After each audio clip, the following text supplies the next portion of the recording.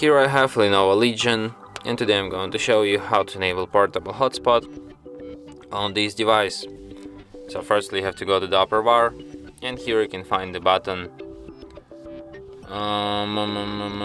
No, I guess you can't find this button here yet, but you can access hotspot by going to settings, hotspot and tethering, and here you can enable your hotspot.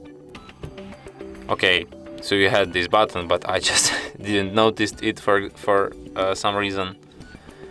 Here you can adjust some of its settings. You can select network for sharing.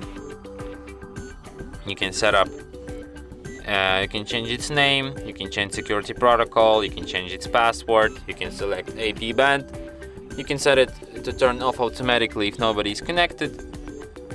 You can enable USB tethering, Bluetooth tethering, and Ethernet tethering somehow. And that's all these settings. So yeah. And that's it. Thanks for watching. If you find this tutorial useful, don't forget to hit that like button and subscribe to our channel.